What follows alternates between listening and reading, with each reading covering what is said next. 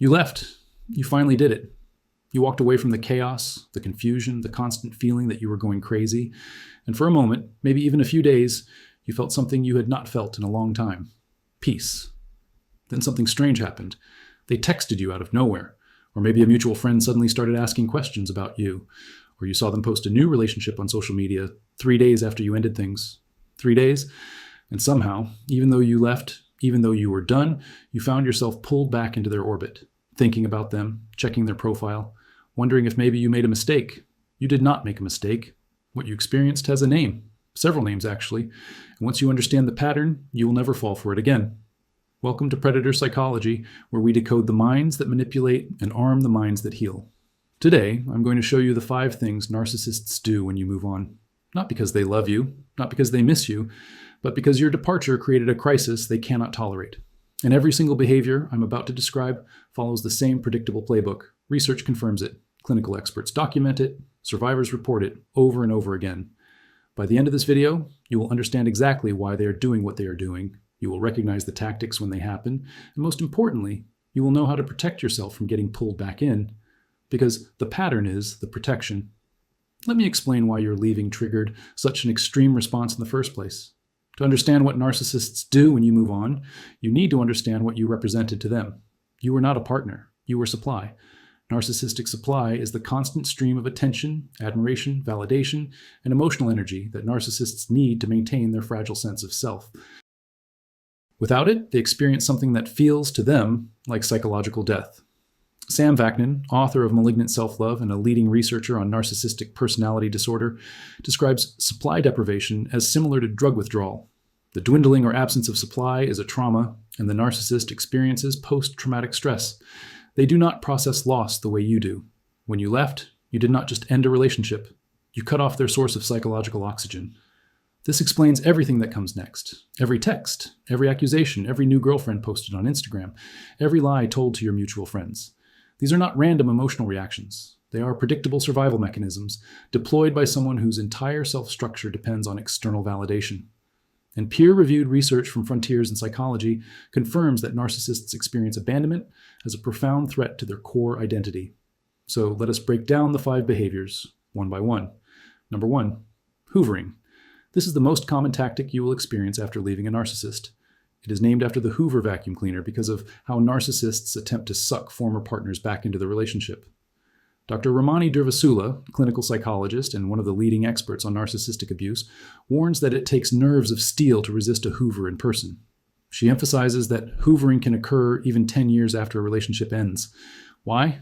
Because their personality has not changed, so the relationship is not going to change. Hoovering takes many forms.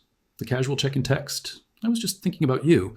The grand romantic gesture, flowers, gifts, handwritten letters. The dramatic promise of change, "I've been going to therapy. I finally understand what I did wrong." The manufactured crisis, "I'm in the hospital. Something terrible happened." The guilt trip.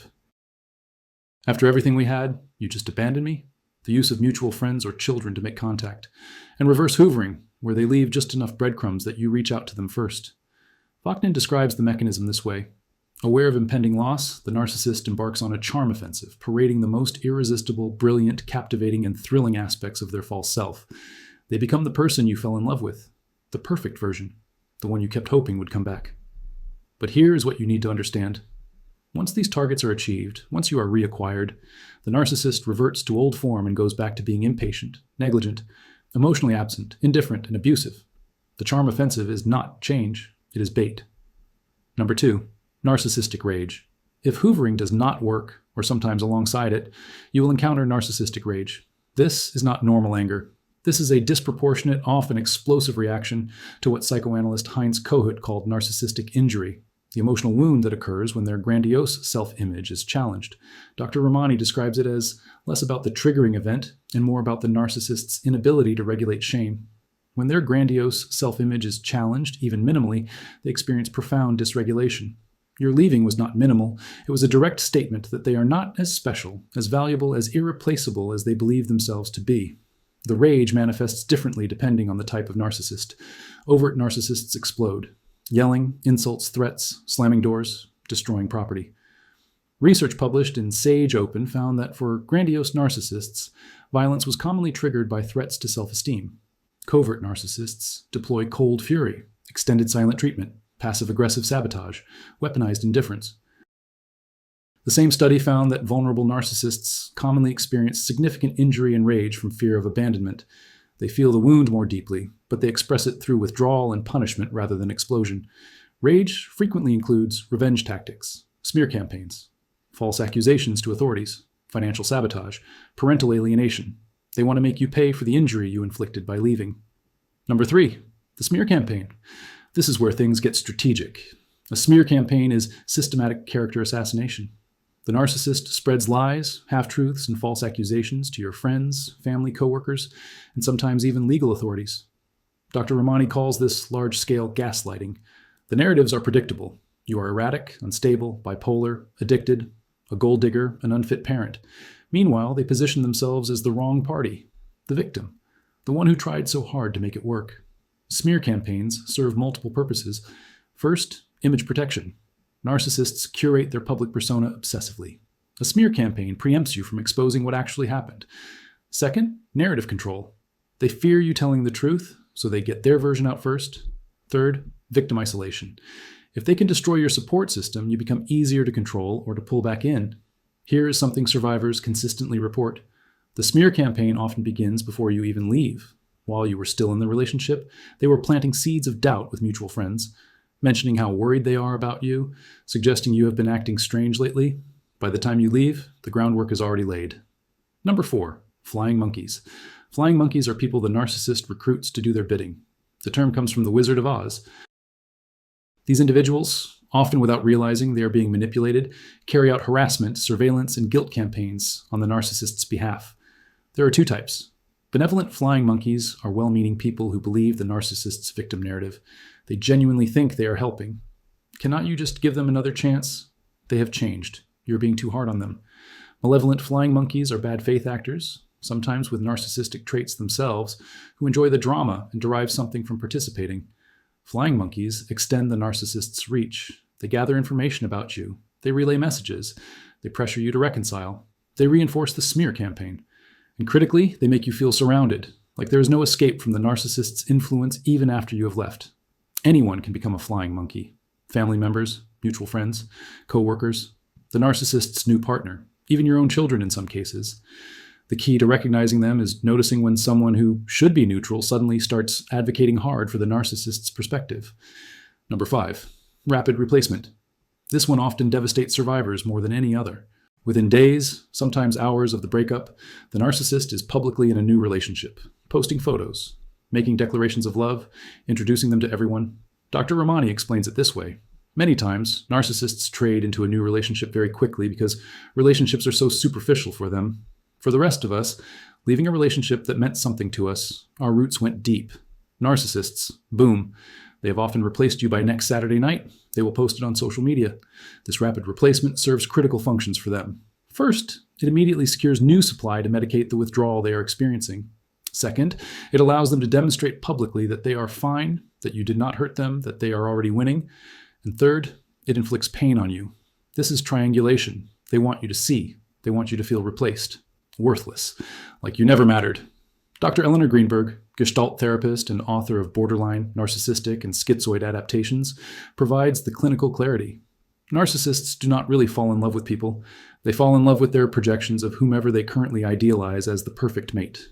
Narcissistic love is quite shallow and ultimately depends on how perfectly you embody their fantasies and how well you are meeting their needs. The rapid replacement is not proof they never loved you. It is proof they were never capable of loving anyone. Not really.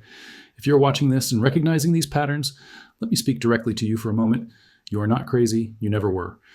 What you experienced was a systematic process designed to exploit exactly who you are. Someone with empathy, someone who gives second chances, someone who does not give up on people. You might be seeing these 5 behaviors play out right now. The late night texts, the rumors getting back to you, the mutual friend who suddenly wants to have coffee. The Instagram story that feels pointed, the rage when you do not respond. Or maybe you already went back once or twice, and now you understand why. Hoovering works because your brain was conditioned to respond to intermittent reinforcement. Clinical research from Cleveland Clinic confirms that the narcissist's reappearance triggers dopamine release in the victim's brain, the same neurochemical response that fuels addiction. You were not weak. You were neurologically hijacked. The recognition is the first step. When you can name what is happening while it is happening, you take back your power. So what do you do with this knowledge? First, understand that no contact is not punishment. It is protection. Every response you give, even an angry one, is supply.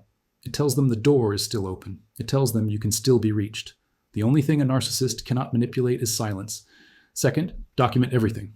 If there is a smear campaign, if there are flying monkeys, if there is harassment, keep records. Not for revenge, for evidence if you ever need it.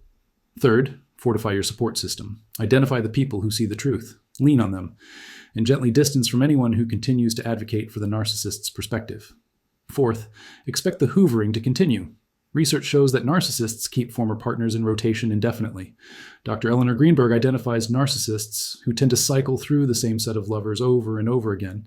They will reach out months from now, years from now, whenever their current supply runs low. The first hoover will not be the last.